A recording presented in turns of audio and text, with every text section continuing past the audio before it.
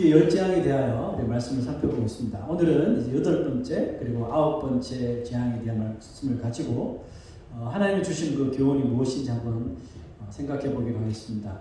지금까지 보았던 7가지 그 재앙이 그러했듯이 나머지 재앙에도 동일한 하나님의 그 뜻이 있었는데요. 그게 뭘까요?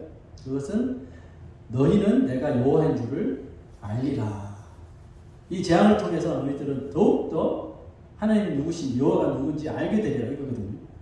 하나님은 애굽의 바로왕에게뿐만 아니라 이스라엘 그 자손들에게도 여호와 하나님이 어떤 분인지를 이 열 재앙을 통해서 더 확실하게 믿고 따르도록 하셨습니다. 자, 그렇다면 하나님께서 하나님을 잘 못 믿는 사람에게 항상 이런 재앙을 통해서 믿게 하실까요? 그건 아니고 지금은 이 열 재앙은 출애굽기라고 하는 그런 아주 특정한 상황에서 하나님께서 430년 동안 애굽에 살면서 애굽화되었던 그 이스라엘 민족들을 깨우기 위해서 그들을 데리고 나오게 하기 위해서 이 재앙을 기적적인 재앙을 내리신 겁니다. 바로가 자신을 떠오르는 그런 태양과 같은 존재라고 여겼죠. 아니면 라이징 선 그러면서 신격화했었습니다. 하지만 그가 자신을 스스로 높이고 있지만 사실 그 바로 왕이 어떻게 보면 가장 어리석고 미련한 사람이라는 사실이 이 열 재앙을 통해서 점점 드러나는 것을 볼 수가 있습니다. 그래서 3절 한번 다시 보시면 네가 어느 때까지 내 앞에 겸비하지 아니하겠느냐. 겸비하다는 말은 영어 성경 보니까 humble. How long will you refuse to humble yourself before me? 언제까지 하나님 앞에서 겸손하지 못하겠느냐. 내 백성을 보내라. 그들이 나를 섬길 것이라. 자, 여러분, 성경이 말하는 참 겸손이 뭘까요? 성경이 말하는 참 겸손은 우리 인생이 하나님이 만드신 그 피조물임을 인정하는 거죠.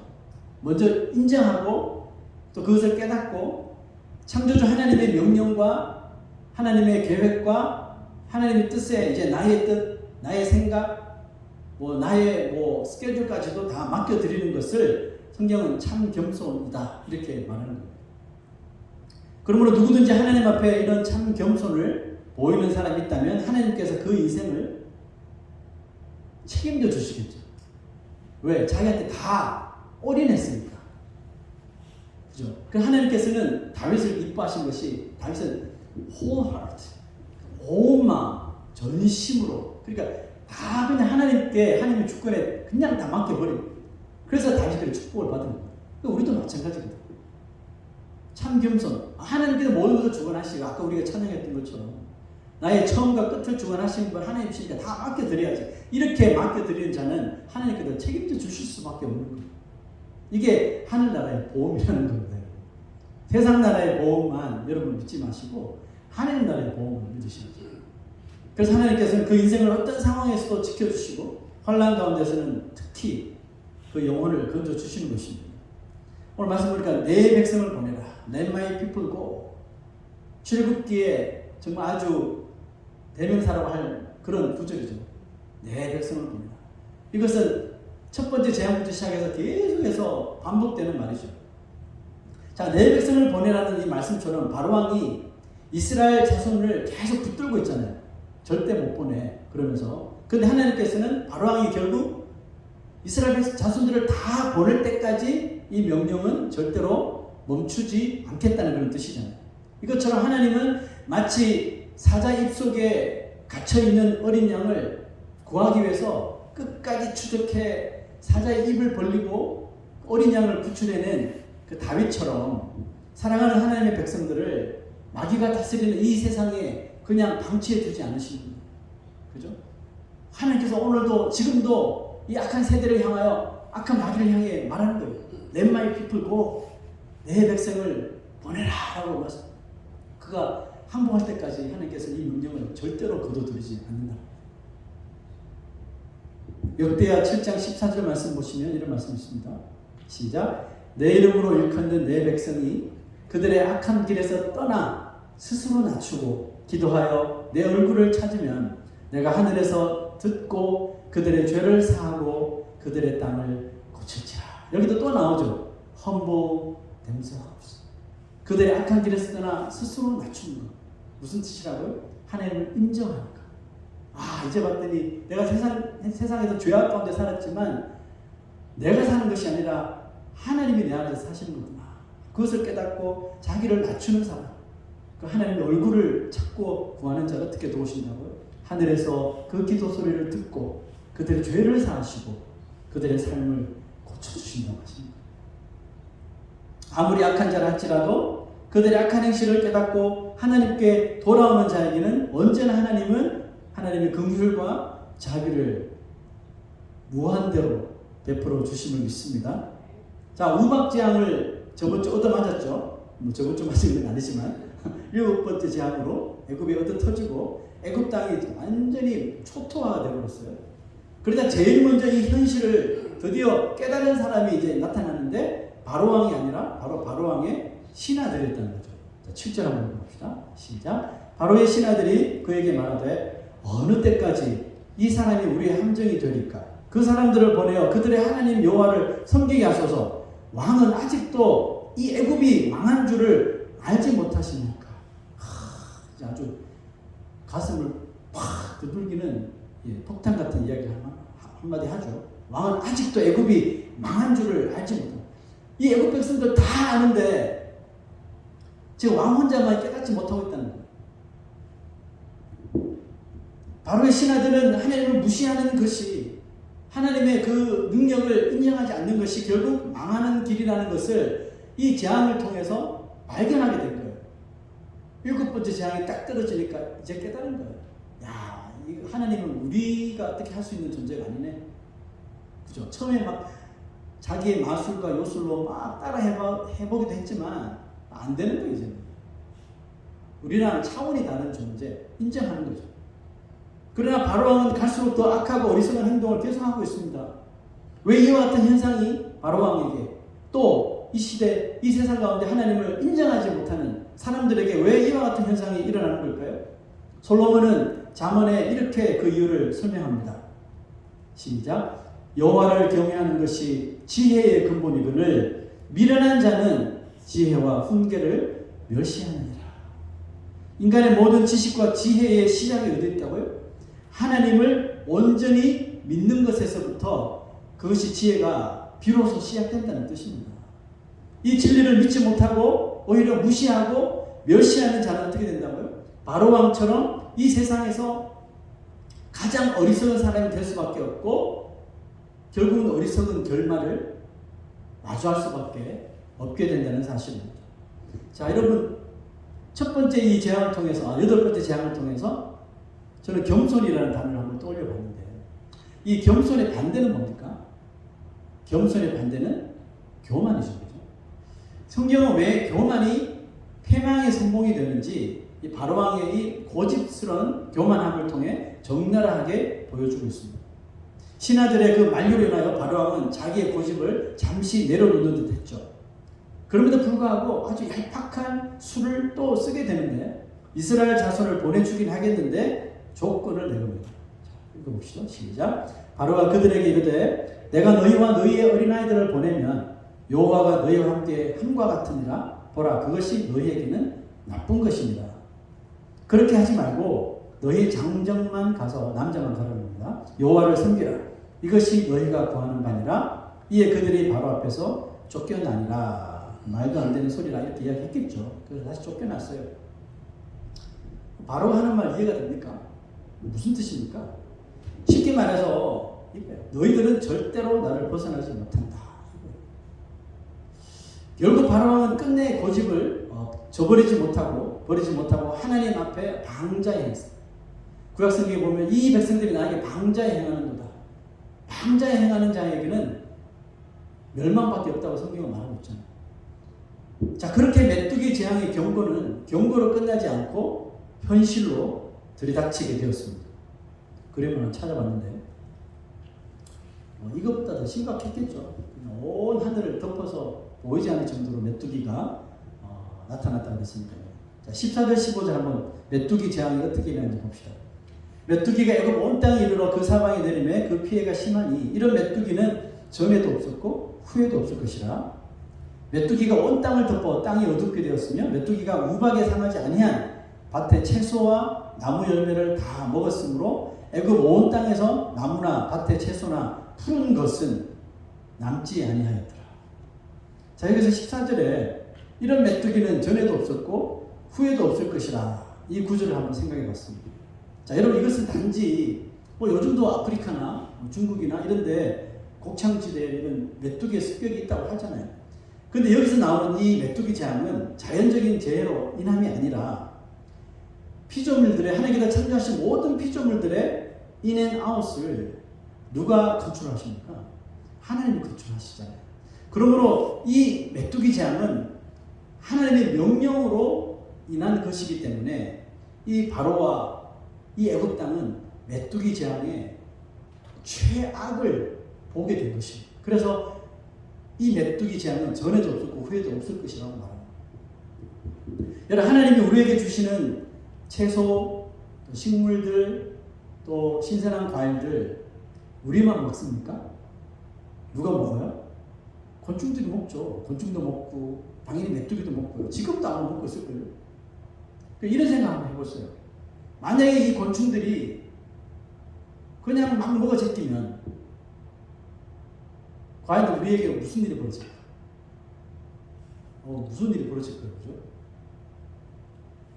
근데 우리는 왜 지금 이렇게 신선한 채소와 식물과 과일을 먹을 수 있죠?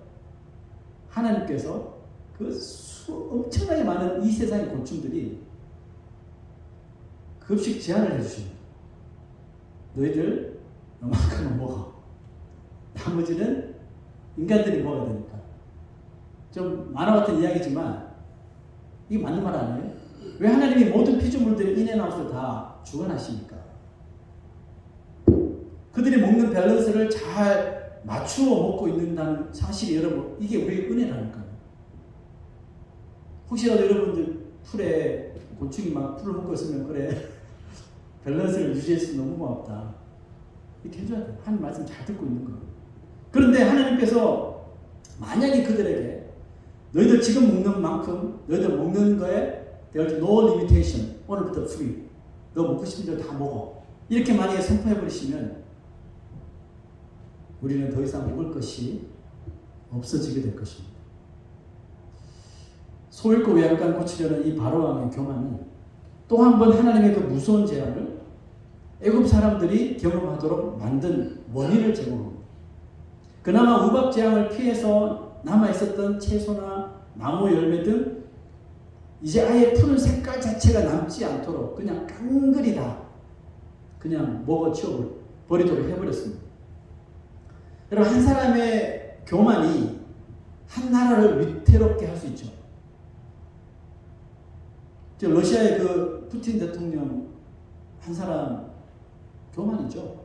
그것 때문에 지금 그 지역뿐만 아니라 그 지역이 초토화됨으로 이제 이것이 엄청난 나쁜 영향을 전 세계에 이제 미치게 된다고 하는데, 한 사람의 교만이 한 나라를 이렇게 위태롭게 할 수 있으나 한 사람이 말씀처럼 스스로 겸비하여 하나님께 구하는 그 기도는 하나님의 그 마음을 움직일 수도 있는 것입니다. 자, 18절 19절 보세요. 그가 바로에게서 나가서 여호와께 구하매 여호와께서 돌이켜 강렬한 서풍을 불게 하사 메뚜기를 홍해에 몰아넣으시니 애굽 온 땅에 메뚜기가 하나도 남지 아니하니라. 우와. 아까 메뚜기 떼를 하나님께서 무슨 바람을 통해서 불어왔다고 그랬죠? 동풍을 통해서 몰고 왔다고 그랬잖아요. 근데 모세가 기도하니까 서풍을 불게 하셔서 쫙 엑시스는 적입니다. 홍해 바다로 다 수장시킵니다.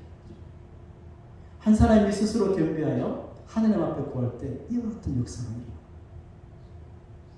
바로와 모세, 이 두 사람의 서로 대조되는 이 삶의 방식을 우리가 잘 비교할 줄 알아야 되겠습니다. 한 사람은 고집스러운 교만에 차 있고, 한 사람은 모든 것을 하나님의 손에 맡겨드리는 겸손함을 보여주었습니다. 우리 인생을 살아가다가 이런 바로와 같은 상황, 이 모세와 같은 상황이 맞닥뜨리겠죠. 우리가 교만을 택할 것인지 겸손함을 택할 것인지. 여러분, 최상의 선택을 하시는 주의 백성들 되시길 축원합니다. 자, 9번째 재앙은 뭡니까? 흑암의 재앙이죠. 자, 22절 23절 보시죠. 시작. 모세가 하늘을 향하여 손을 내밀매 캄캄한 흑암이 3일 동안 애굽 온 땅에 있어서 그동안은 사람들이 서로 볼 수가 없으며 자기 처소에서 일어나는 자가 없으되 온 이스라엘 자손들이 거주하는 곳에는 빛이 있었다. 또 이렇게 구별하시는 하나님의 은혜를 볼 수가 있죠. 뭐 잘 경험했지만 카나다 그 산불 영향으로 동부 도시에 연기가 며칠 동안 뒤덮였습니다. 마치 그 화성을 연상케 하듯 그 연기 때문에 하늘은 연기로 가려진 태양으로 인해 아주 붉은색을 띄었습니다. 그 실제로 그 어린아이들은 난생 처음 보는 그 붉은 하늘, 뿌옇게 변한 이 상황을 보고 뭐 어떤 애들은 막 무서워서 울고 했다고 합니다. 여러분, 이렇게 하늘 색깔만 변해도 사람들은 공포심을 느끼게 됐어요. 근데 흑암지향은 어땠을까요? 제가 인터넷을 통해서 흑암지향은 어떤 그림일까? 막 샅샅이 다 뒤져봤는데 마땅한 게 없더라고요. 그래서 제가 만들었어요. 자, 기대하시고 보세요. 자, 흑암지향.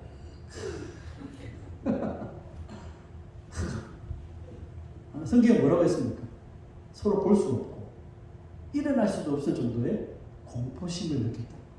지금이야 뭐 스마트폰이라고 있어서 그걸로 하겠지만 90년대 완전히 오늘 세상이 깜깜해졌어요. 이스라엘 자손들이 사는 고센 땅에 빛이 있으니까 가고 싶긴 한데 갈 수 없는, 한치 앞도 걸을 수가 없습니다. 흑암재앙은 그리고 인간의 이런 활동 의지를 꺾어버려요. 즉 살아가야 한다는 소망을 무너뜨려 버리는 아주 진짜 무서운 재앙. 그러니까 10가지 재앙 중에서 9번째 링크가 된 거죠. 무시무시한 재앙인 거죠. 그래서 계시록에는, 요한계시록에는 이 흑암의 재앙을 지옥으로 묘사합니다.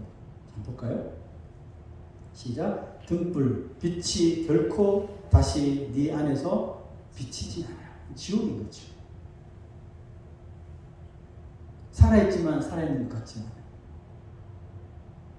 3일 동안 밤낮으로 애굽 전역에는 한치 앞도 볼 수 없는 깜깜한 흑암이 도시 전체를 뒤엎어서 일이 중단되고, 그나마 뭐 먹을 것은 없잖아요. 우박, 메뚜기 재앙으로 뭐 숙대밭이 되었습니다. 그나마 이제 노동할 수 있는 인력이라도 남았는데 이제는 어두워졌으니까 그것도 할 수 없고, 그죠? 일이 중단되고 또 생산이 멈추고 공급이 안 되니 나라가 순식간에 엉망진창이 되어버리자 바로는 생각할 기회도 없이 그냥 이 재앙이 점점 뒤로 갈수록 바로에 항복하는 손드는 시간이 빨라지긴 했어요. 그죠? 이번에도 바로는 그대로 백기를 들었습니다. 한 번만 용서해달라고 하나님 앞에 기도해달라. 애걸 복걸을 하죠. 여러분, 하나님께서 자연을 통해 내리시는 은총을 3일만 중단해버리신, 문명과 과학이 최고조로 발달한 이 시대에도 상상도 못할 사건들이 여기저기에서 터질 것이고, 또 그 재앙들을 보면서 우리 인간이 정말 하나님 앞에서 얼마나 미약한 존재인지 분명히 보게 될 것입니다. 자, 여러분, 이 흑암 재앙을 영적으로 한번 생각해 봐야 되겠는데요. 흑암은 영적으로 뭘까요? 절망이겠죠, 절망. 그러면 광명은 뭘까요? 소망이겠죠. 그 흑암 속에서 광명을 보는 사람은 절망에서 소망을 보는 사람이죠. 바로왕은 3일 동안 절망 속에 신음하면서도 광명을 찾지 못했습니다. 다시 빛이 생겼음에도 불구하고 여전히 이 바로왕은 광명을 찾지 못했어요. 이게 무슨 말이냐면 그가 눈만 어두워진 것이 아니라 그의 영혼까지도 이미 흑암 속에 있었기 때문에 그렇습니다. 자, 24절만 보세요. 바로가 모세를 불러서 이르되 너희는 가서 여호와를 섬기되 너희의 양과 소는 머물러 두고 너희 어린 것들은 너희와 함께 갈지니라. 처음에는 뭐라 그랬어요? 아이들 놔두고 남자만 가 이랬는데 이제는 마치 자기가 뭐 선심 쓰듯이 양과 소만 놔두고 어린이들도 다 데리고 가 이렇게 말한 거죠. 자, 여기서 제가 밑줄 그은 부분, 제가 왜 밑줄을 그었을까요?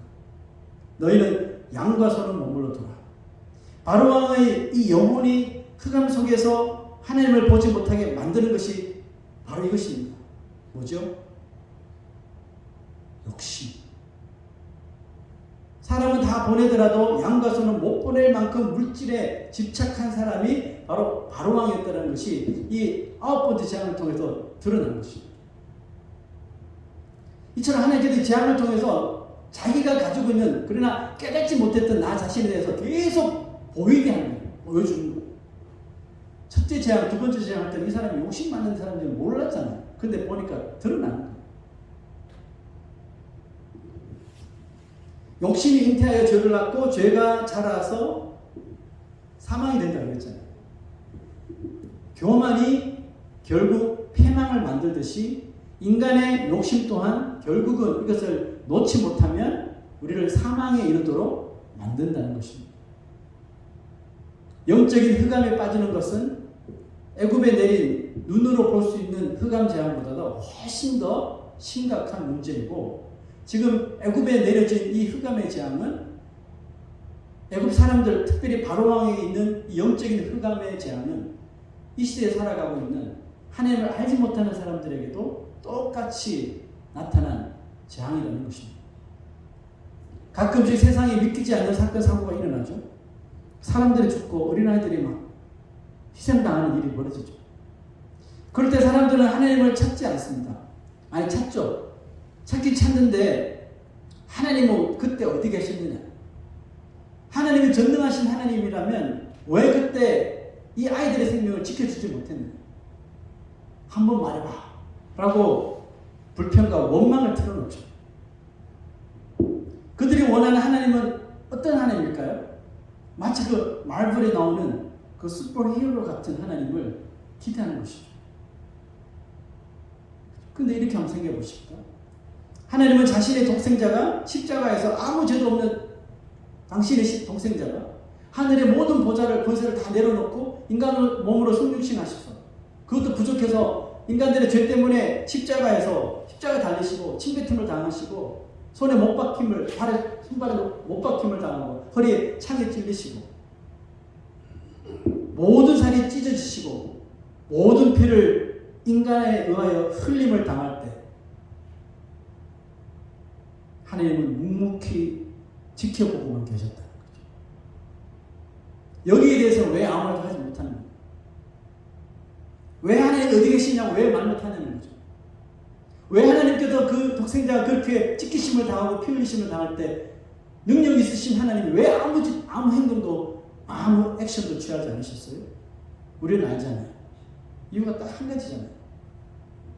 그것만이 이 죄악된 저주 가운데 있는 이 세상과 인류를 살리는 유일한 길이었기 때문에 하나님 아버지께서 아무 액션도 취하지 않으신 거예요. 인간적인 답답함을 시원하게 해결시켜주는 말을 진짜 하고 싶은데 다 궁금해하잖아요.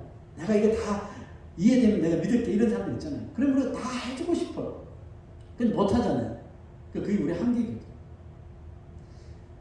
하나님이 설명을 다 해주신다고 해도 그 놀라운 신비한 하늘 나라의 법칙들을 이해하기는 우리의 이 브레인은, 우리의 지식은 너무나도 부족하거든요.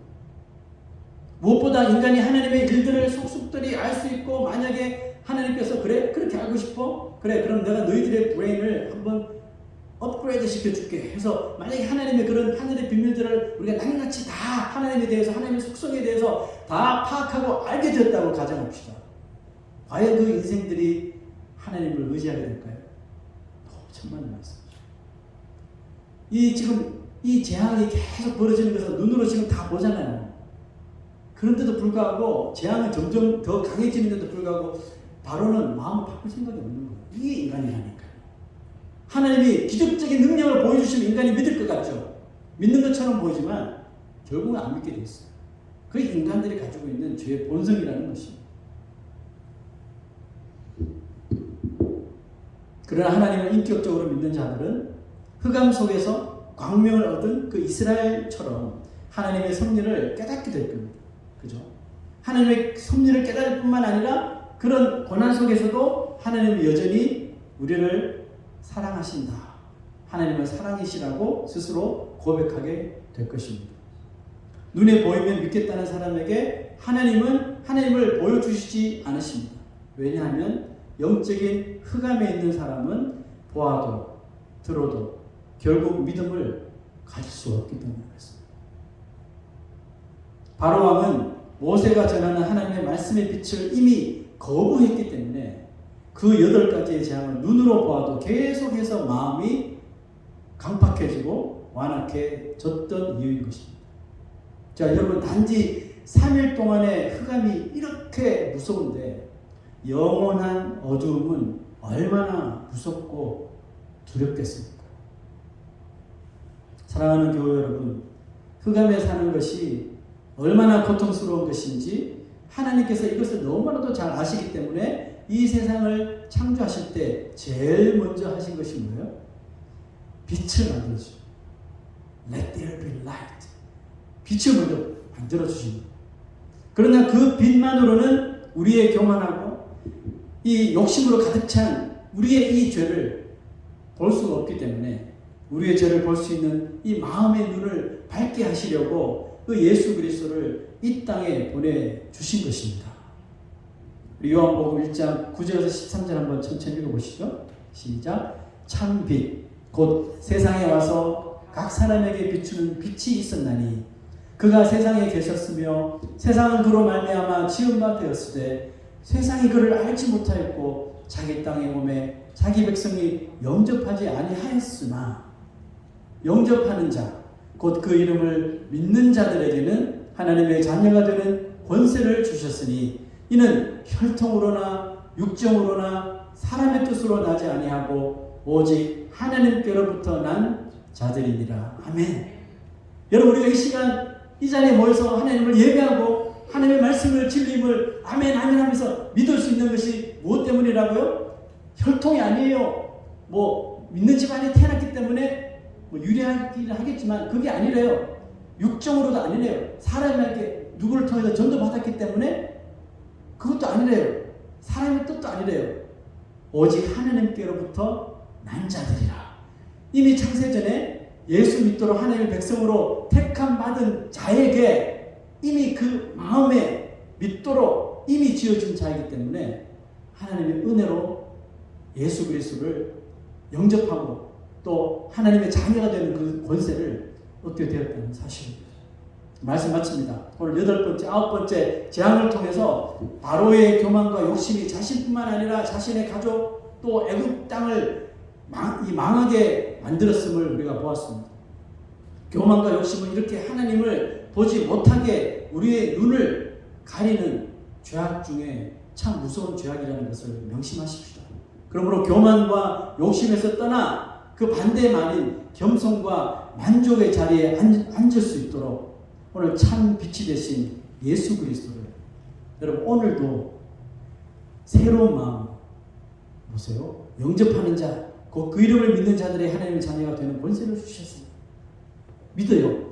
믿는데도 불구하고 또 교만과 고집과 아집과 정욕과 욕심으로 인해서 내가 하나님의 자녀 아닌 것 같아 이런 생각이 또 들 때가 있죠.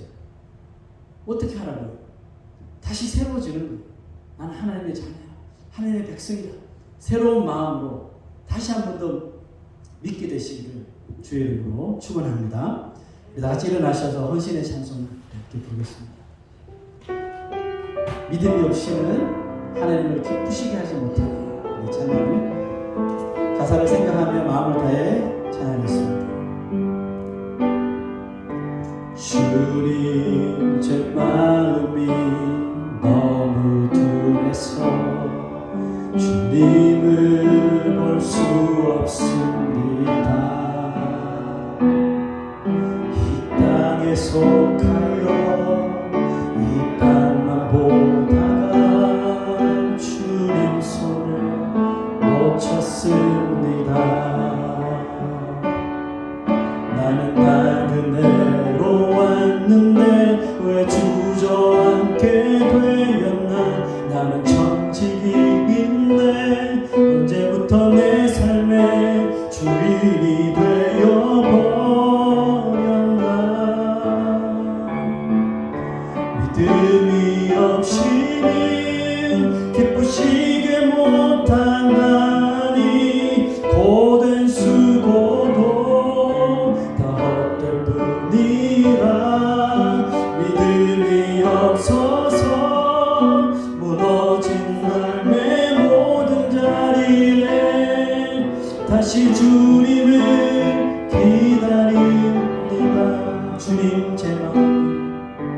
주님 제 마음이 멈추었어.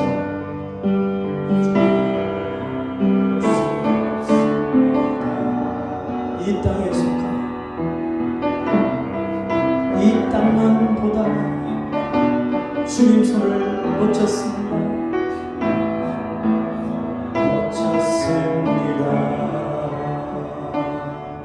나는 나 그대로 왔는데 왜 주저앉게 되었나. 나는 정직인데 언제부터 내 삶의 주인이 되어버렸나. 믿음이 없이는 기쁘시게 못하나니 오랜 수고도 다 헛될 뿐이라. 믿음이 없어서